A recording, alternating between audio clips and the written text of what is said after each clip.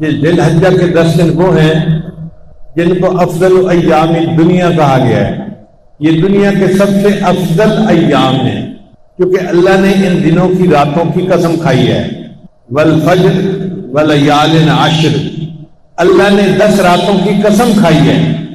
اب جن 10 راتوں کی اللہ قسم کھا رہا ہے، آپ سوچئے وہ کتنی برکت والی راتیں ہوں گی.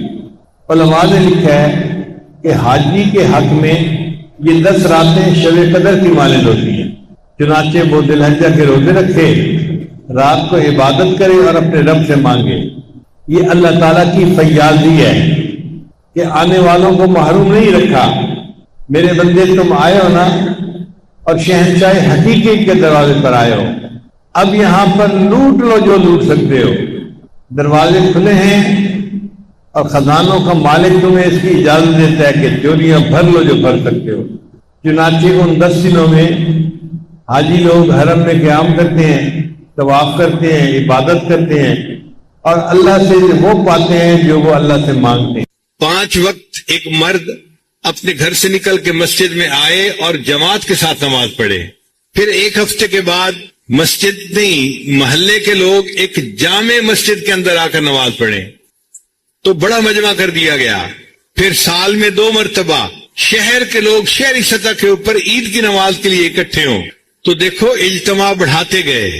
تو نماز کا مقصد بھی اجتماعیت سکھانا تھا اور حج کا مقصد بھی اجتماعیت سکھانا ہے. حج میں بھی اسی طرح ہوتا ہے. ساری دنیا سے اللہ کے چاہنے والے بندے اپنے گھروں کو چھوڑ کر، کاروبار کو چھوڑ کر، احرام باندھ کر نکل پڑتے ہیں اور اللہ کے گھر کی طرف چل پڑتے ہیں. وہاں حرم میں کسی ایک ملک کے بندے نہیں آتے، اسلام تقوی، کسی ایک قوم اور قبیلے کے بندے نہیں آتے، پوری دنیا سے ایمان والے سمٹ کے یہاں آتے ہیں. لاکھوں کا مجمع ہوتا ہے وہاں پہ. تو اجتماعیت نماز میں بھی تھی اور اجتماعیت حج نے بھی سکھائی. مگر اس میں ایک مزے کی بات ہے کہ ایک ایسا وقت آیا کہ جہاں حج کے موقع پر حج کا اجتماع اور نماز کا اجتماع اکٹھا ہو گیا. عرفات کا میدان ہے، سب لوگ احرام باندھ کے جمع ہیں. اب وقوف عرفات کرنا ہے تو شریعت نے کہا کہ دیکھو ہم نماز کے ٹائم کو آگے پیچھے کر دیتے ہیں، تم وقوف کو آگے پیچھے نہیں کر سکتے. لہذا ظہر اور عصر ملا کے پڑھ لی اور جو مغرب کی نماز تھی اس کو عشاء کے ساتھ پڑھنے کا حکم دیا. ایک نماز کو وقت سے پہلے پڑھنے کا حکم دے دیا اور دوسری نماز کو وقت گزرنے کے بعد پڑھنے کا حکم دے دیا. اللہ کی شان ہے، جیسا حکم دے ہم تو ہم بندے ہیں، اس پر عمل کرنا ہے. مگر اللہ نے یہ دکھا دیا کہ دیکھو یہ دونوں عمل آپس میں اگر تقابل کرو گے تو نماز کی اجتماعیت بڑی عبادت ہے. ہم نے حج کی عبادت کو اپنی جگہ رکھا اور نماز کو آگے پیچھے کروا دیا. اور اصل دین اسلام کا جو پیغام ہے وہ بھی اجتماعیت ہے. وَاعْتَصِمُوا بِحَبْلِ اللَّهِ جَمِيعًا وَلَا تَفَرَّقُوا. اللہ کی رسی کو مضبوطی سے پکڑ لو اور الگ الگ نہ ہو جاؤ. جہاں انسان الگ الگ ہوتا ہے فَتَفْشَلُوا وَتَذْهَبَ رِيحُكُمْ، تم الگ الگ ہو جاؤ گے تو تمہاری ہوا اکھڑ جائے گی، کمزور ہو جاؤ گے. تو ہمیں چاہیے کہ بحیثیت ایک امت کے ہم ایک بن کر زندگی گزاریں. یہ جو بڑوں نے کہا ہے نا، ایک بن کر زندگی گزارنا اور نیک بن کر زندگی گزارنا، یہ بڑی گہری بات کی گئی ہے. تو اب عبادات 4 تھیں جن میں ایک اعلی عبادت نماز نکلی اور زکوٰۃ اس کے لیے معاون نکلی. دوسری اعلی عبادت حج نکلی اور روزہ اس کے لیے معاون نکلا. اب یہ 2 عبادات اصل عبادات ہیں. ایک اور نقطہ بھی سمجھنے والا ہے کہ نماز کے اندر اللہ کی شان کبریائی کا اظہار ہے. اللہ تعالیٰ بڑے ہیں، اس لیے نماز میں اللہ اکبر اللہ اکبر اللہ اکبر اللہ اکبر. حدیث مبارکہ میں آتا ہے کہ مومن جب مسجد میں داخل ہو تو اس کے دل کے اوپر اللہ تعالیٰ کی جلالت شان کا اثر ہونا چاہیے. حضرت علی عنہ مسجد میں داخل ہوتے تھے، رنگ پیلا ہو جاتا تھا. کسی نے کہا حضرت بڑی بڑی جنگوں کے موقع پہ آپ نہیں گھبراتے اور مسجد میں جاتے ہوئے آپ پہ گھبراہٹ ہوتی ہے. وہ فرمانے لگے تجھے پتہ ہے میں کس شہنشاہ کے دربار میں داخل ہو رہا ہوتا ہوں. تو مومن یہ سمجھے کہ میں اس شہنشاہ حقیقی کے دربار میں داخل ہو رہا ہوں، لہذا مسجد میں داخل ہوتے ہوئے اس کے اندر عاجزی ہو اور اللہ تعالیٰ کی کبریائی کا اس کے اوپر ایک غلبہ ہونا چاہیے. اسلام تقوی. اس لیے نماز کو خشوع خضوع سے پڑھنا اس کے ارکان کو تعدیل کے ساتھ ادا کرنا یہ ضروری ہے. تو ایک ہے اللہ تعالیٰ کی شان کبریائی کا اظہار، وہ نماز میں ہوتا ہے. اور یہ نماز اتنی ضروری کہ فرمایا اگر تم حالت جنگ میں ہو، تم دشمن پہ حملہ کر رہے ہو، دشمن تمہارے اوپر حملہ کر رہا ہے، اس حال میں بھی تم اپنی نماز نہیں چھوڑ سکتے، ادا کرنی پڑے گی. شریعت نے طریقہ بتایا، کچھ لوگ نماز ادا کریں، کچھ لوگ دفاع کریں، پھر دفاع والے نماز ادا کریں اور باقی لوگ نماز ادا کر لیں. تو آپ دیکھو کہ جب کفر کے ساتھ قتال ہو رہا ہے اس وقت بھی اگر نماز کو چھوڑنے کی اجازت نہیں تو پھر اس سے زیادہ اہمیت اور کیا بتائی جا سکتی ہے. اسی طرح حج اللہ تعالیٰ نے فرض فرمائی، جو صاحب نصاب بندہ ہو زندگی میں ایک مرتبہ اس کے اوپر حج کرنا فرض ہے. حج میں اللہ تعالیٰ کی شان دل ربائی کا اظہار ہے. اللہ تعالیٰ کی جو صفات ہیں نا وہ دو طرح کی ہیں، ایک اللہ تعالیٰ کی جلال کی صفات ہیں اور ایک اللہ تعالیٰ کی جمال کی صفات ہیں. وہ بڑا بھی ہے اور بہت پیارا بھی ہے، تو بڑے ہونے کی وجہ سے اس کے جلال کا ایک انداز ہے اور پیارا ہونے کی وجہ سے اس کے اندر محبوبیت کا بھی اثر ہے. تو اللہ تعالیٰ نے نماز کو اپنے جلال کے اظہار کے لیے بنایا اور اللہ نے حج کو اپنے جمال کے اظہار کے لیے بنایا. حج میں کیا ہوتا ہے، ایک محب اپنے محبوب کے گھر کی طرف جا رہا ہوتا ہے، وہ چھوڑ دیتا ہے سب کچھ، چھوڑ دے ساری دنیا کسی کے لیے. حاجی کیا کرتا ہے، ساری دنیا، سب کاروبار، سب میٹنگ، سب کام کاج، فیکٹری بند کر کے چھوڑ کے کسی کے حوالے کر کے گھر سے چل پڑتا ہے. اب جب چلتا ہے تو بھائی کہاں جا رہے ہو؟ جی میں محبوب کو ملنے جا رہا ہوں. تو بھائی محبوب کو ملنے کے لیے زبان سے بھی تو اظہار کرو نا. جی میں کہہ رہا ہوں لبیک اللہم لبیک. لبیک کا کیا معنی؟ اے میرے محبوب میں حاضر خدمت، میں آپ کا ہوں. لبیک اللہم لبیک، لبیک لا شریک لک لبیک، ان الحمد والنعمت لک والملک لا شریک لک. اللہ کوئی تیرا شریک نہیں، جیسا محبوب تو ہے ایسا کوئی اور محبوب دنیا میں ہے ہی نہیں، بس میں آپ کے در پہ جھکنے کے لیے اپنے گھر سے چل پڑا ہوں. تو حج میں اللہ تعالیٰ کی شان دل ربائی کا اظہار ہے. اب عموماً دیکھا گیا ہے کہ مہمان بہت سارے آنے ہو نا تو ان کو پہلے کسی ایک جگہ اکھا دیا جاتا ہے اور پھر ان کو اصل جگہ پہ لایا جاتا ہے. اللہ تعالیٰ نے بھی ایسے کیا، میرے بندو آ جاؤ اور مینا کے اندر تم اپنا قیام کر لو. اسلام تقوی. جب اکٹھے ہو جاؤ گے تو پھر 8 ذی الحجہ کو 5 نمازیں مینا میں ادا کرنا اور پھر 9 ذی الحجہ کی جو صبح ہوگی اس کو تم مینا سے چل کے عرفات میں اکٹھے آ جانا. اب حاجی لوگ پہلے مینا میں اکٹھے ہوتے ہیں اور پھر وہاں سے چل کے عرفات میں جاتے ہیں. اور عرفات میں اللہ نے جو عبادت حج کی بنائی وہ دعا مانگنا بنائی. اگر اللہ تعالیٰ چاہتے تو 2 رکعت نماز کو حج بنا دیتے، اللہ کے اختیار میں تھا، مگر ہمارے لیے مصیبت ہو جاتی. کچھ لوگ تو نماز ادا کر لیتے اور کچھ میرے جیسے ہوتے جو ابھی وضو ہی کرتے پھر رہے ہوتے. بڑھاپا ہے اور وقت لگتا ہے زیادہ واش روم میں، تو ان کا وضو ہی نہ ہوتا اور ان کی جماعت ہی رہ جاتی. تو اتنا سفر کر کے جاتے اور وہاں جا کے نماز پڑھ نہ سکتے، ان کی تو حج چلی جاتی. پھر لاکھوں عورتیں ہوتی جو اپنے گھروں سے اتنا خرچہ کر کے وہاں جاتی اور ان دنوں میں انہوں نے نماز پڑھنی نہ ہوتی، ان کی بھی نماز رہ جاتی، تو حج تو رہ جاتا. اللہ نے فرمایا نہیں کوئی 2 رکعت نہیں پڑھنے، بس تم نے ظہر سے لے کے مغرب تک کا جو درمیان کا وقت ہے نا اس میں وہ اس سے دعا مانگنی ہے. اور یہی جو وقوف عرفہ ہے یہ حج کا سب سے بڑا رکن اعظم ہے. جس نے اس کو ادا کر لیا، الحج العرفہ، اس نے گویا حج کو ادا کر لیا. تو وقوف عرفہ میں کیا کرتے ہیں؟ دعا مانگتے ہیں. لاکھوں بندے، مختلف قبیلے ہیں، مختلف رنگ ہیں، مختلف زبانیں ہیں، سب ایک جگہ پر اکٹھے ہیں اور اللہ کے سامنے اپنی فریادیں پیش کر رہے ہیں، اللہ سے دعائیں مانگ رہے ہیں، اللہ سے اپنی محبت کا اظہار کر رہے ہیں. اور جیسے محبوب کو اچھا لگتا ہے نا کہ میرا عاشق میرے ساتھ محبت کا اظہار کرے، اللہ کو بھی یہ بات اچھی لگتی ہے. چنانچہ یہ جو ذی الحجہ کے 10 راتیں تھیں ان کو حدیث پاک میں افضل ایام الدنیا، یہ دنیا میں جتنے ایام ہیں ان میں سب سے زیادہ افضل یہ 10 راتیں ہوتی ہیں. اللہ نے ان 10 راتوں کی قرآن مجید میں قسم کھائی ہے، والفجر ولیال عشر، 10 راتوں کی قسم کھائی۔ اسلام، تقوی، توحید، یہی 10 راتیں تھیں جس میں اللہ کے عشاق ایک جگہ کے اوپر جمع ہو کر اللہ کے سامنے اپنی فریادیں پیش کرتے ہیں۔ تو حج میں اللہ تعالیٰ کی شان دل ربائی کا اظہار ہے، اور نماز میں اللہ تعالیٰ کی شان کبریائی کا اظہار ہے، اور یہ واقعی محبت ہی کا تعلق ہے کہ بندہ اللہ کے گھر میں جاتا ہے اور وہاں جا کے جو مانگتا ہے اللہ اس کو عطا فرماتے ہیں۔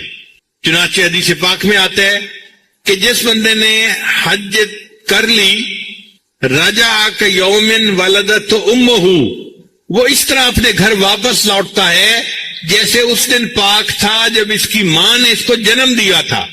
پیدا ہونے والے دن جس طرح بچہ پاک ہوتا ہے گناہ سے، یہ حج کرنے کے بعد اس طرح گناہ سے پاک ہو کے واپس آ رہا ہے۔ اتنا بلند مرتبہ کر دیا، اتنا اجر عطا کر دیا۔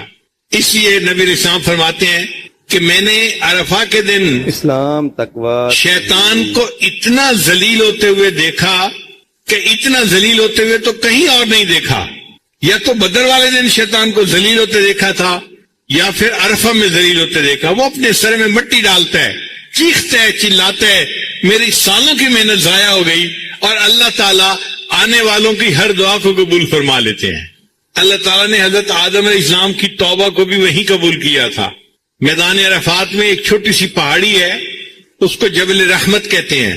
آدم علیہ السلام جب وہاں پہنچے تھے تو اللہ نے ان کی توبہ کو قبول فرما لیا، اور یہ بھی فرما دیا کہ میرے پیارے نبی علیہ السلام، آپ کی اولاد میں سے اگر کوئی بندہ گناہ کر بیٹھے گا اور اسی جگہ کا آ کر توبہ کرے گا، میں اس کی بھی توبہ کو قبول کر لوں گا۔ تو وقوف عرفہ کی یہ نعمت ہے جو اللہ تعالیٰ جس کو چاہتے ہیں عطا فرما دیتے ہیں۔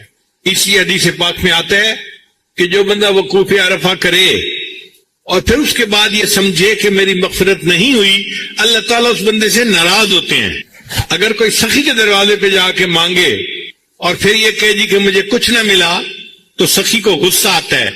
تم کون ہو یہ کہنے والے کہ میرے دروازے سے کوئی بندہ خالی جا سکتا ہے؟ اگر دنیا کا سخی اپنے دروازے سے کسی کو خالی نہیں جانے دیتا، اللہ تعالیٰ تو احکم الحاکمین ہے، وہ تو بادشاہوں کے بھی شہنشاہ ہیں، وہ بھی اپنے دربار میں سے کسی کو خالی نہیں جانے دیتے۔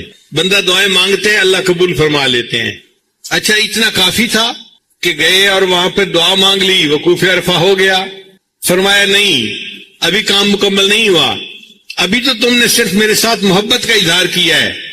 ایک میرا دشمن بھی ہے، اب اس دشمن کے ساتھ تم بیزاری کا اظہار بھی کرتے جاؤ۔ یا اللہ کیسے کرے؟ عرفات سے واپس مینا میں آؤ، اب 3 دن مینا میں رہو، اور 3 جگہ پر شیطان کے پلر بنے ہوئے ہیں، جاؤ اور ان کو کنکریاں مارو۔ یہ جو کنکریاں مارنا ہے یہ شیطان سے بیزاری کا اظہار ہے، برات ہے۔ اے اللہ، ہم اس مردود دشمن کو کنکریاں مار رہے ہیں اور ہم آپ کے ساتھ محبت کا اعلان کر رہے ہیں۔ اسلام، تقوی، توحید۔ حدیث مبارکہ میں ہے کہ شیطان کو ہر کنکری مارنے پر اتنا بڑا گناہ اللہ معاف کر دیتے ہیں، اگر وہ معاف نہ ہوتا اس بندے کے لیے یقیناً جہنم میں جانے کا سبب بن جاتا۔ اتنا بڑا گناہ ایک کنکری مارنے پہ معاف ہوتا ہے۔ اب 3 دن میں اوپر نیچے تقریباً 70 کنکریاں مارنی ہوتی ہیں۔ اس کا مطلب یہ ہے کہ 70 بڑے بڑے گناہ کنکریوں کے مارنے سے معاف ہو جاتے ہیں۔ اللہ ہم نے شیطان کو کنکریاں مار کے اظہار کر دیا کہ آپ سے ہم محبت کرتے ہیں۔ ہم نے میدان عرفات میں دامن پھیلا کے دعائیں مانگ کے یہ بات پوری کر دی تھی، اور اب آ کے ہم نے آپ کے دشمن سے اپنی بیزاری اور دشمنی کا اظہار کر دیا۔ اللہ یہ آپ کا بھی دشمن ہے، ہمارا بھی دشمن ہے۔ اے اللہ اور کیا کرے؟ فرمایا دیکھو ایک اور بھی دشمن ہے، وہ ہے تمہارا نفس۔ اب اس نفس کی خواہشات پہ بھی چھری پھیرو۔ یا اللہ اس کا طریقہ کیا ہے؟ میرے بندو، ایک جانور قربان کرو۔ تم ظاہر میں جانور کے گلے پہ چھری پھیر رہے ہوگے، مگر دل میں یہ نیت کرنا کہ ہم اپنے نفس پر چھری پھیر رہے ہیں اور نفس کی تمام خواہشات کو اللہ کے لیے چھوڑ رہے ہیں۔ اب جب قربانی بھی کر لی، اللہ فرماتے ہیں اب تم نے محبت کا کامل اظہار کر دیا، اب آؤ میرے دیدار کے لیے، کیونکہ میں تمہارا دل ربا ہوں نا، میرے اندر شان دل ربائی ہے، محبوبیت ہے۔ اب آؤ اور کیا کرو؟ طواف زیارت کرو. طواف زیارت کا مطلب ایسا طواف جس میں بندے کو اللہ تعالیٰ کی تجلیات کی زیارت نصیب ہوتی ہے. آنکھ والا تیرے جوبن کا تماشا دیکھے, دیدہ کور کو کیا آئے نظر کیا دیکھے. ہم اندھے لوگ ہیں, باطنی طور پہ ہم کیا دیکھیں گے تجلیات کو, لیکن جو اہل دل ہوتے ہیں اللہ ان کو اس موقع پہ اپنی تجلیات دکھا دیتے ہیں. تو یہ گویا حج جو تھا یہ اصل میں اللہ کا دیدار کرنا تھا دنیا میں, اللہ کے چہرے کا دیدار نہیں, اللہ کی تجلیات کا دیدار کرنا تھا. چنانچہ حج کے دو بڑے رکن ہیں, ایک وقوف عرفہ اور دوسرا طواف زیارت. جس بندے نے یہ دو ادا کر لیے اس نے گویا حج ادا کر لیا. اب یہ واپس آئے اپنے ملک کی طرف, اپنے گھر کی طرف, تو بخشا بخشایا واپس لوٹ آئے گا. تو دین اسلام کے 5 پلر ہیں. کلمہ کا تعلق انسان کے دل و دماغ سے ہے, اللہ کی توحید, نبی اسلام کی رسالت اور شریعت کی حقانیت کی تصدیق کرنا, زبان سے کہنا اور دل سے گواہی دینا, یہ کلمہ ہے. اسلام, تقوی. باقی 4 پلر جو ہیں وہ عبادات ہیں. ان 4 میں سے اصل عبادات 2 ہیں. ایک عبادت ہے نماز, اور زکوٰۃ جو ہے وہ اس کے لیے معاون عبادت ہے. کیونکہ زکوٰۃ کا اصل مقصد ہے دل سے مال کی محبت کو کم کرنا, دنیا کی محبت کو کم کرنا, اور دنیا کی محبت کم ہونے سے پھر نماز کے اندر خیالات کم ہو جاتے ہیں. اس لیے زکوٰۃ معاون بنتی ہے نماز کی. اور دوسری بڑی عبادت حج تھی, اور حج کے لیے معاون عبادت بنی روزہ. روزے میں بھی ہم خواہشات چھوڑ دیتے ہیں, کھانا چھوڑو, پینا چھوڑو, بیوی سے ملنا جلنا چھوڑو, روزہ اس کو کہتے ہیں. اور حج میں بھی اللہ نے چھڑوایا, گھر چھوڑو, لباس چھوڑو, بچے چھوڑو, وطن چھوڑو, کام چھوڑو, سب چھوڑ دو, آؤ میرے گھر کی طرف. چنانچہ سب چل پڑتی ہیں. ایک جگہ میقات آتی ہے, فرمایا یہ جو تم نے پہنے ہوئے تھے کپڑے یہ بھی چھوڑ دو, زیب و زینت بھی چھوڑ دو, اور پابندیاں لگا دی. تم بال نہیں کاٹ سکتے, تم ناخن نہیں کاٹ سکتے, اس لیے کہ تم عاشق ہو, اور عاشق کو ظاہری زیب و زینت کا نہیں مسئلہ ہوتا, وہ تو اللہ کے عشق میں بحال ہوتا ہے اور پکار رہا ہوتا ہے, میرے محبوب, میرے محبوب, میرے محبوب. اللہ ہم کیسے پکاریں؟ فرمایا تم پکارو لبیک اللہم لبیک, لبیک لا شریک لک لبیک, ان الحمد والنعمت لک والملک لا شریک لک. تو مومن لبیک کہتا کہتا اللہ کے گھر کی طرف جاتا ہے اور حج کر کے پھر گھر کو واپس آتا ہے. اسلام, تقوی. اب جب یہ حج کرنے کے لیے نکلا تھا تو شریعت نے حاجی کو حکم دیا کہ تم حج کرنے جا رہے ہو, رشتہ داروں کے گھر جاؤ, دوستوں کے گھر جاؤ, اور ان سے اپنی غلطیوں کی معافی مانگو, سب کو منا کے جاؤ. جب حج کر کے واپس آ رہا ہے تو اللہ تعالیٰ نے رشتہ داروں کو کہا دیکھو بھائی یہ حج کر کے آ رہا ہے, اب اس کا درجہ اتنا بڑھ گیا کہ تم اپنے گھر سے نکل کے راستے میں استقبال کرو حاجی کا. تو لوگوں کو حاجی کا استقبال کرنے کا حکم ہے. ایک حدیث پاک میں ہے جو بندہ حج کرتا ہے اگر وہ کبیرہ گناہ کا ارتکاب نہ کرے تو حج کے 4 مہینے بعد تک اللہ اس کی ہر دعا کو قبول فرماتے ہیں. کہ اگر کوئی بوڑھا پوری زندگی, حتیٰ کہ بیوی بھی فوت ہو گئی, اولاد بھی نہیں تھی, بھائی بہن بھی مر گئے, قریبی رشتہ دار بھی کوئی نہ رہا, روزگار کا سلسلہ بھی کوئی نہیں, کسی دور کے واقف کے گھر میں رہتا تھا, اور اس نے بھی ایک دن تنگ آ کے کہا ہر وقت کھانستے رہتے ہو, ہمارے بچے پریشان ہوتے ہیں, اب نکل جاؤ یہاں. تو اب اگر یہ بوڑھا وہاں سے بھی بے گھر بے در ہو جاتا ہے, اب سوچتا ہے کہ میں کہاں جاؤں, میرا اپنا تو کوئی نہیں, اس کو پھر خدا کا گھر یاد آتا ہے. اب اگر یہ مسجد کی طرف چلتا ہے, بوڑھے اس بڑھاپے کے عالم میں لاٹھی کا سہارا لیے ہوئے, گردن جھکی ہوئی ہے, آنکھوں میں بینائی نہیں, کانوں میں سنوائی نہیں, منہ میں دانت نہیں, پیٹ میں آنت نہیں, اب اگر یہ کھانستا ہانپتا اللہ کے گھر کی طرف جاتا ہے تو اللہ تعالیٰ اس باغی بوڑھے کو بھی اس کو شرمندہ نہیں کرتے, تو یہ کرتا رہا, تو یہ کرتا رہا, بلکہ اللہ تعالیٰ اس کے ساتھ ایسا رحمت کا معاملہ کرتے ہیں. فرمایا وَإِنْ أَتَانِي يَمْشِي اتیتہ ہر والا، کہ یہ بندہ اگر چل کے میری طرف آتا ہے میری رحمت اس بندے کی طرف دوڑ کے جاتی ہے، جو اتنا کریم پروردگار۔ لہذا یوں اللہ تعالیٰ سے دعا مانگیے کہ اللہ گنہگار ہیں، خطا کار ہیں، بس ہم سے یہ نہ پوچھنا کہ میرے بندے کیا لے کے آئے ہو۔ یہ اگر آپ نے پوچھ لیا تو ہمارے پلے کچھ نہیں ہے، سوائے گناہوں کے، غفلتوں کے، خطاؤں کے ہمارے پاس کچھ بھی نہیں ہے۔ بس اے اللہ ہم سے یہ پوچھ لینا میرے بندے مجھ سے لینے کیا آئے۔ بادشاہ تو یہی پوچھا کرتے ہیں، لینے کیا آئے۔ جب آپ یہ پوچھیں گے اے اللہ بس ہم آپ کی خدمت میں، جب آپ یہ پوچھیں گے اے اللہ بس ہم آپ کی خدمت میں اپنی پریشانیاں عرض کر دیں گے، اس لیے کہ مشکلوں کو حل کرنے والی فقط آپ کی ذات ہے اور آپ کے سوا کوئی دوسرا دروازہ بھی نہیں ہے۔ ہوتا ہے نا کہ چلو اس سے نہ ملا اگلے سے مل جائے گا، آپ کے سوا کوئی دروازہ نہیں ہے۔ ہم سے تو وہ فقیر اچھا تھا، اندھا فقیر مانگتے مانگتے وہ مسجد کے دروازے پہ پہنچ گیا، ایک دو دفعہ صدا لگائی تو کوئی جواب نہ آیا، کہنے لگا کس بخیل کا دروازہ ہے، کوئی جواب ہی نہیں دیتا۔ کسی نے کہا خدا کے بندے مسجد خدا کا دروازہ۔ اس اندھے فقیر نے سنا اور اپنے پیالے کو زمین پہ اس نے مار کے توڑ دیا، کہنے لگا اچھا اگر خدا کے دروازے پہ آ پہنچا ہوں اب اس کے بعد کسی غیر کے دروازے پہ نہیں جاؤں۔ ہم بھی اسی فقیر کی طرح بن جائیں کہ آج اللہ کے دروازے پہ آئے بیٹھے ہیں، ہم اپنے اللہ سے مانگیں گے اے اللہ آپ ہی ہمارے اوپر مہربانیاں فرما دیجیے۔ بالکل ہماری حالت ایسی ہو جیسے ایک معذور بندہ ہو، شادی شدہ ہے، عیال دار ہے، بیوی حاملہ ہے اور گھر میں نہ کھانے کو نہ پینے کو نہ کوئی اور سہولت کی چیز ہے، بیماری کا علاج نہیں، اب وہ مانگنے کے لیے نکلتا ہے مگر کہیں سے کچھ نہیں ملتا۔ کوئی اسے کہتا ہے فلاں سخی اپنے دروازے کے سائل کو خالی نہیں جانے دیتا۔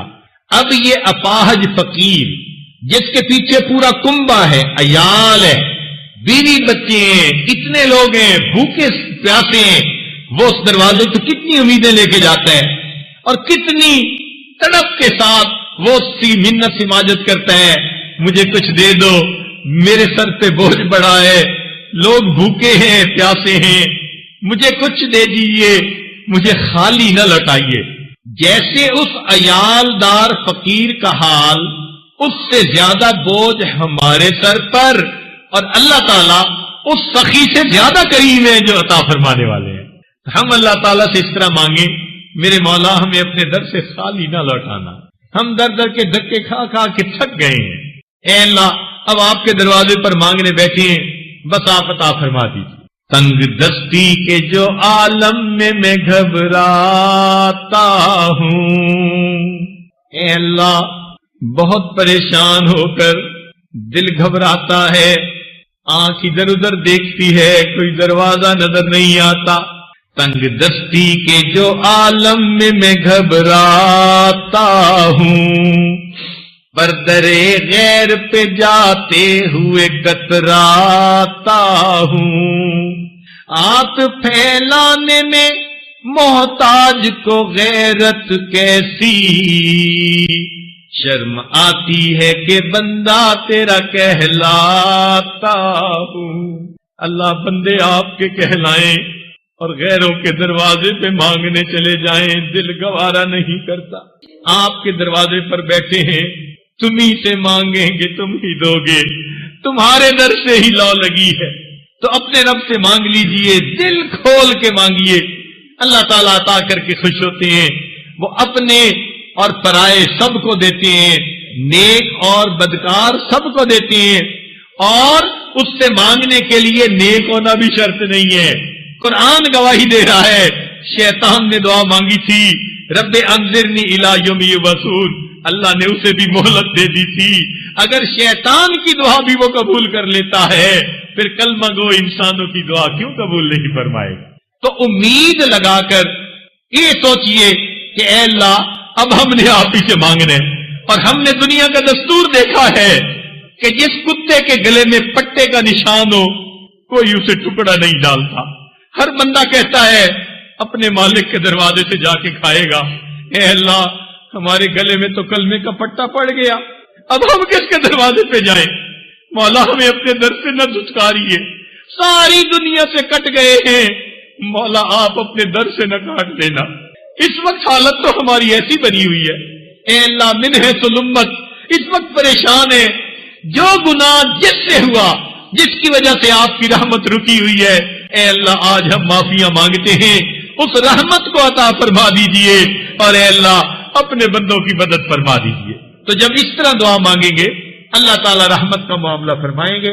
ہاں ایک بات ہمارے بعض دوستوں کی یہ تجویز تھی کہ اسماء الحسنہ سے دعا مانگیں، جیسے حضرت خواجہ صاحب مانگتے ہیں، تشریف لانے والے تھے لیکن ان کو کچھ گردے میں درد ایسی ہوئی کہ وہ اس وقت خرابی طبیعت کی وجہ سے نہ آ سکے، فون پر ان سے رابطہ ہوا، تو انشاءاللہ یہ عاجز اسماء الحسنہ سے دعا مانگے گا۔ آئیڈیا اس کے پیچھے یہ ہوتا ہے کہ اللہ تعالیٰ کے ناموں میں سے ایک نام اسم اعظم ہے، اور اس نام سے اگر دعا مانگی جائے، حدیث پاک میں آتے ہیں دعا قبول ہو جاتی ہے، اور اللہ تعالیٰ کا فرمان بھی ہے وَلِلَّهِ الْأَسْمَاءُ الْحُسْنَى فَادْعُوهُ بِهَا، اللہ تعالیٰ کے پیارے پیارے نام ہیں، ان ناموں سے مانگو۔ تو ہم بھی اللہ کے پیارے ناموں سے مانگیں گے، انہی ناموں میں سے اسم اعظم بھی ہوگا تو یقیناً دعا قبول ہوگی۔ اس کا طریقہ یہ ہوگا کہ یہ عاجز پڑھے گا مثلا یا رحمان یا اللہ، الرحمن یا اللہ، تو آپ ان الفاظ کو غور سے سنیں گے، الرحمن یا اللہ، اور اس کے بعد آپ اللہ کو پکاریں گے، کہیں گے یا اللہ مناسب آواز کے ساتھ، جیسے بچہ امی امی امی کر کے پکارتا ہے، ماں کا دل پسیج جاتا ہے۔ تو آپ بھی یوں سمجھیے گا آج بھی ہم اللہ اللہ اللہ کر کے اپنے رب کو پکاریں گے، اللہ کو اپنے بندوں پہ رحم آ جائے گا، اللہ تعالیٰ کرم فرما دیں گے، مہربانی فرما دیں گے۔ تو اس طرح ہم پہلے اسماء الحسنہ پڑھیں گے۔ اس کو پڑھتے ہوئے کئی مرتبہ شیطان ذہن میں یہ بات ڈالتا ہے کہ ساتھ والا دیکھ رہا ہوگا میں رو رہا ہوں، ساتھ والوں کو تھوڑی دیر کے لیے بھول جائیے، یوں سمجھیے کہ بس میں اکیلا ہوں اور میں آج اپنے رب کو پکار رہا ہوں، اور آج میں اپنی جو ہے قسمت کا فیصلہ کروا کے اٹھنا چاہتا ہوں، گناہ بخشوا کے اٹھنا چاہتا ہوں، اپنے اللہ سے سلوک کر کے اٹھنا چاہتا ہوں۔ اللہ تعالیٰ یقیناً مہربانی فرمائیں گے، لہذا دل کی توجہ کے ساتھ اس وقت اللہ سے مانگیے۔ جب مزدور کے مزدوری ختم ہونے کا وقت آتا ہے، اس کو بھی امید لگ جاتی ہے کہ ضرور مجھے اس وقت کچھ نہ کچھ پیمنٹ ہو جائے گی۔ وہ پروردگار جس نے مزدور کا پسینہ خشک ہونے سے پہلے اس کو مزدوری دینے کا حکم فرمایا، تو اللہ کے بندوں نے بھی تو 3 دن مزدوریاں کی ہیں، کبھی نمازیں پڑھی، تہجد پڑھی، ذکر کیے، مراقبے کیے اور بیانات سنے، تو 3 دن مزدوری کر کے اب مزدوروں کے مزدوری مانگنے کا وقت ہے، لہذا اللہ سے مانگ لیجئے۔ اللہ رب العزت ہم پر مہربانی فرمائے، ہماری پریشانیوں کو دور فرما دے، اور اللہ تعالی ہمیں یہاں سے خالی نہ اٹھائے۔ لہذا اللہ تعالیٰ کی طرف متوجہ ہو جائیے اور ہاتھ اٹھا کر دعا مانگ لیجئے۔ سبحان ربی العلی الوہاب، اللہم صلی علی سیدنا محمد وعلی آل سیدنا محمد وبارک وسلم۔ ربنا ظلمنا انفسنا وإن لم تغفر لنا وترحمنا لنكونن من الخاسرين۔ ربنا لا تزغ قلوبنا بعد إذ هديتنا وهب لنا من لدنك رحمة إنك أنت الوهاب۔ الرحمن يا الله، الرحيم يا الله، الملك يا الله، القدوس يا الله، السلام يا الله، المؤمن يا الله، المهيمن يا الله، العزيز يا الله، الجبار يا الله، المتكبر يا الله، الخالق يا الله، البارئ يا الله، المصور يا الله، الغفار يا الله، القهار يا الله، الوهاب يا الله، الرزاق يا الله، الفتاح يا الله،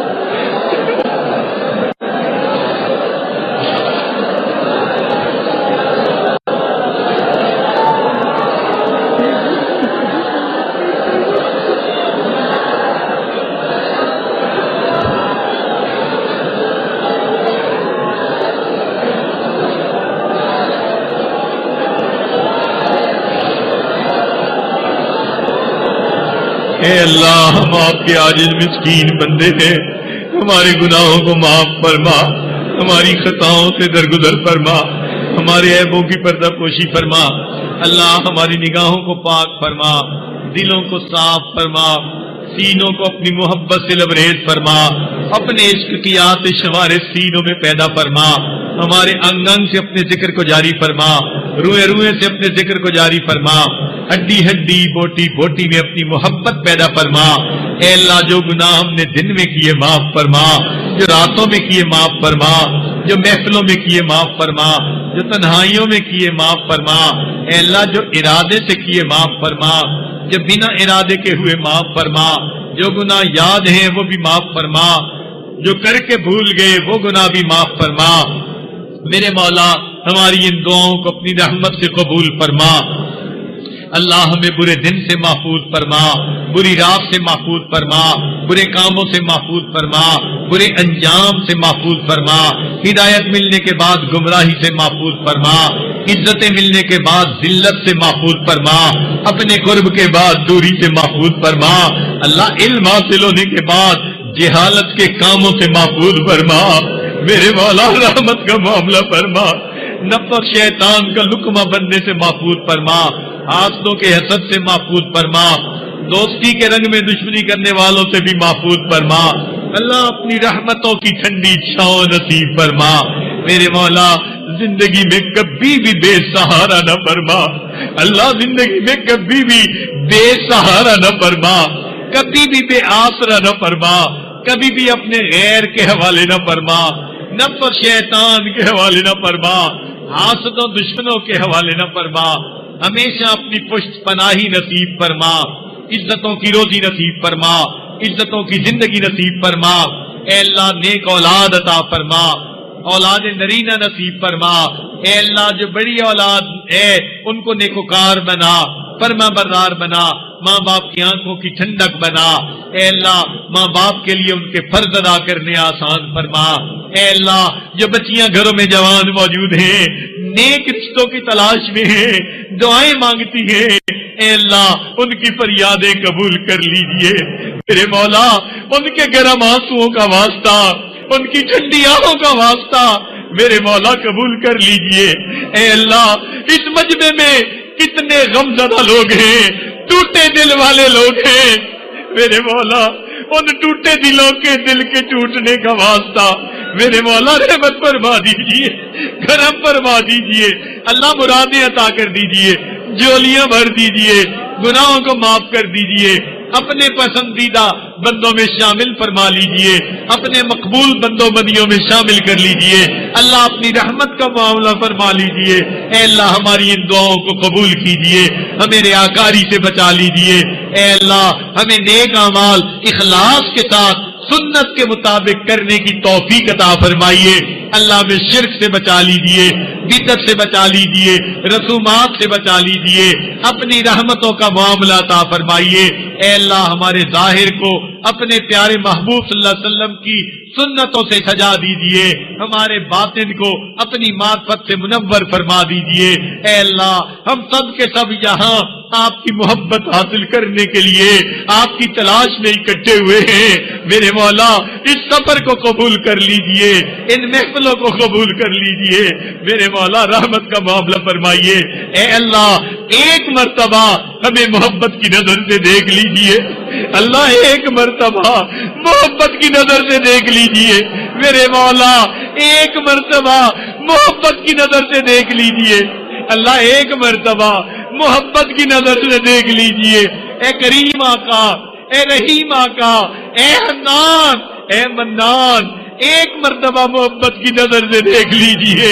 اللہ تیری ایک نگاہ کی بات ہے، میری زندگی کا سوال ہے، رحمت کی نظر ڈال دیجئے، ہماری بگڑی بنا دیجئے، اٹکے کاموں کا ہونا آسان فرما دیجئے، الجھے کاموں کو سلجھا دیجئے۔ اے اللہ ہمیں گناہوں کی ذلت سے بچا لیجئے، طاعات کی عزت عطا فرما دیجئے، حقوق اللہ میں جو ہم سے کوتاہیاں ہوئی معاف فرما دیجئے، جو حقوق العباد میں کوتاہیاں ہوئی اے اللہ ہمیں ان سے معافی مانگنے کی توفیق عطا فرمائیے، اور قیامت کے دن ان حق والوں کو اتنا عطا کر دیجئے، ان کو راضی فرما دیجئے، اور ہمیں اس بوجھ سے سبکدوش فرما دیجئے۔ اللہ کرم کا فاصلہ فرما دیجئے، ہماری ان دعاؤں کو قبول فرمائیے۔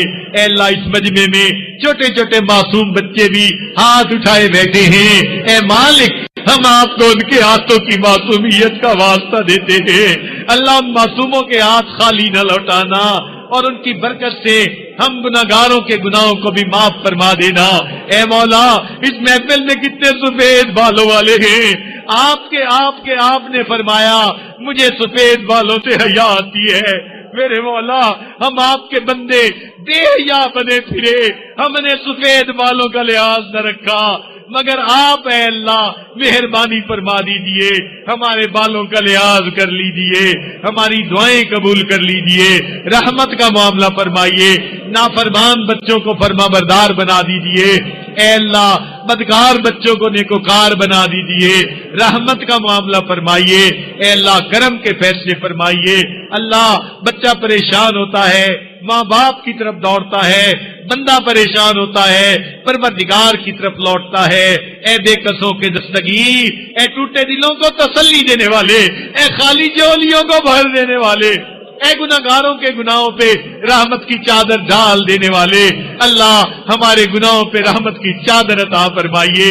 اے اللہ جب ماں اپنے بچے کو نجاست میں لکھنا دیکھتی ہے، وہ بچے سے اے اللہ خفا نہیں ہوتی، پھینک نہیں دیتی، چھوڑ نہیں دیتی، سمجھتی ہے یہ نادان ہے، مگر دیکھ تو پھر آئی ہے، اللہ وہ بچے کو دھو لیتی ہے، سینے سے لگا لیتی ہے۔ اے رب کریم ہم بھی گناہوں کی نجاست میں لٹڑے ہوئے ہیں، آنکھیں ناپاک ہیں، زبان ناپاک ہے، کان ناپاک ہے، ہاتھ ناپاک ہے، دل دماغ ناپاک ہے۔ اے اللہ ان ناپاک اعضاء کو پاک کر دیجئے، رحمت کی ایک نظر ڈال کے دھو دیجئے، اور ہمیں اپنی رحمت کی چادر میں چھپا لیجئے۔ اللہ ہمارا حال یوسف علیہ السلام کے بھائیوں والا، غلہ پورا مانگتے تھے مگر قیمت پوری نہیں تھی، ہم بھی اجر پورا مانگتے ہیں مگر مزدوری تو ہم نے پوری نہیں کی۔ میرے مولا یوسف علیہ السلام نے بھائیوں کو معاف کر دیا تھا، آپ یوسف علیہ السلام سے زیادہ کریم ہیں، آپ اپنے بندوں کو معاف کر دیجئے، اپنے بندوں کو عطا فرما دیجئے۔ اے اللہ آپ نے قرآن مجید میں فرمایا وَأَمَّا السَّائِلَ فَلَا تَنْهَرْ، سوالی کو انکار نہ کرو۔ جب ہم کمزوروں کو حکم ہے ہم سوالی کو انکار نہ کریں، اے مولا ہم تو آپ کے در کے سوالی ہیں، اے اللہ آپ بھی انکار نہ فرمائیے، اے مولا انکار نہ فرمائیے، اے کریم آقا انکار نہ فرمائیے۔ اے اللہ ہم اس بات پہ ایمان رکھتے ہیں جو آپ کے در سے خالی اٹھتا ہے وہی بدبخت ہوتا ہے، وہی شقی ہوتا ہے، اس کو کسی در سے کچھ نہیں ملتا۔ اے اللہ ہمیں بدبخت بننے سے بچا لیجئے، اپنے در سے عطا فرما دیجئے، جولیاں بھر دیجئے، رحمت کا معاملہ کر دیجئے۔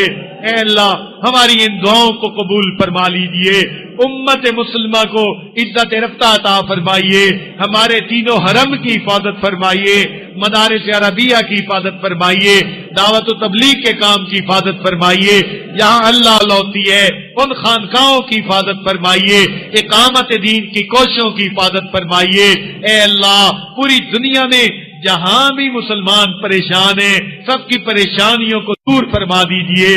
اللہ ہمارے اس ملک کی حفاظت فرمائیے، اے اللہ اس کو دین کا قلعہ بنا دیجئے، ہمیں آزادی کی قدر کرنے کی توفیق عطا فرمائیے، جو اس ملک کے دشمن ہیں اللہ ان کو ہدایت عطا فرما دیجئے۔ اے اللہ اس ملک سے تمام مصیبتوں کو ٹال دیجئے، اے اللہ دشمنوں کو ٹال دیجئے، ان کی صفوں میں انتشار پیدا کر دیجئے، اے اللہ اس کو امن کا گہوارہ بنا دیجئے۔ اے اللہ اس شہر پر خصوصی رحمت نازل فرمائیے، سب لوگوں کو اپنی رحمتیں عطا فرما دیجئے، اے اللہ اپنی کرم عطا فرما دیجئے۔ دور قریب سے مرد عورتیں جتنے چل کے آئے ہیں نیک امید لے کر آئے ہیں، اے اللہ نیک امید کو پورا کر دیجئے۔ اے اللہ آنے والے دل میں گمان لے کر آئے ہیں نیک لوگوں کا مجمع ہوگا، ہم وہاں جا کے توبہ کریں گے، قبول ہو جائے گی۔ اے مولا، بخاری شریف کی روایت ہے، ایک آدمی کفرہ بستی سے چلا تھا نصرہ بستی کی طرف، اے اللہ آپ نے اس بندے کو معاف کر دیا تھا، وہ 100 انسانوں کو قاتل تھا، اے اللہ مہربانی فرما دیجئے، آج آپ اپنے بندوں کو معاف فرما دیجئے، ہماری توبہ قبول کر لیجئے، اے اللہ مہربانی کا معاملہ فرمائیے۔ اے اللہ جو انفرادی طور پر احباب دعائیں مانگ رہے ہیں یا مانگنے کے لیے انہوں نے کہا، سب دعائیں قبول فرما لیجئے۔ ہمارے والدین عزیز اقارب مشائخ جو فوت ہو چکے ان کی مغفرت فرما دیجئے، جن کی آپ نے مغفرت کر دی قرب کے اعلیٰ درجات عطا فرما دیجئے۔ ہمارے بھائی ظہیر احمد مرحوم کی مغفرت فرمائیے، ان کو اپنے قرب کے اعلیٰ درجات عطا فرمائیے۔ جو لوگ دین کا کام کر رہے ہیں جس انداز سے بھی کر رہے ہیں، اللہ اس کو قبول فرما لیجئے اور اس پر ان کو برکتیں عطا فرما دیجئے۔ میرے مولا مہربانی کا معاملہ فرمائیے اور ہماری ان دعاؤں کو قبول فرمائیے۔ اللہ ہمیں مانگنا بھی نہیں آتا، اللہ ہمیں بن مانگے عطا فرما دیجئے۔ رب کریم، ماں باپ اپنے بچوں کی چھوٹی چھوٹی تمناؤں کو پورا کر کے خوش ہو جاتے ہیں، اے اللہ آپ بھی اپنے بندوں کی تمناؤں کو پورا کر کے خوش ہو جائیے۔ میرے مولا، آپ نے ماں باپ کو اولاد کے ساتھ جو شفقت عطا فرمائی، تو کوئی بھی بندہ ہم میں سے ایسا نہیں بیٹا روٹی کا لقمہ مانگے باپ اس کے منہ میں پتھر ڈالے، بیٹا مچھلی مانگے اور باپ اس کے منہ میں ہڈی ڈالے۔ جب ہم اپنے بچوں کے ساتھ اللہ نرمی کا معاملہ کرتے ہیں، آپ اپنے بندوں کے ساتھ نرمی کا معاملہ فرما دیجئے، اللہ نرمی کا معاملہ فرما دیجئے، خیر کا معاملہ فرما دیجئے۔ ہماری ان دعاؤں کو نبی علیہ الصلوۃ والسلام کی اے اللہ صدقے قبول فرما لیجئے۔ اے اللہ پوری دنیا میں جہاں دعائیں مانگنے والے دعائیں مانگتے ہیں، حرم مکہ ہو یا مدینہ ہو، اللہ سب کی دعائیں قبول فرما لیجئے اور امت مسلمہ کو عزت رفتہ عطا فرما دیجئے۔ اے اللہ اسلام کا بول بالا فرما اور کفر کا منہ کالا فرما۔ صلی اللہ تعالی علی خیر خلقہ سیدنا محمد و آلہ و اصحابہ اجمعین۔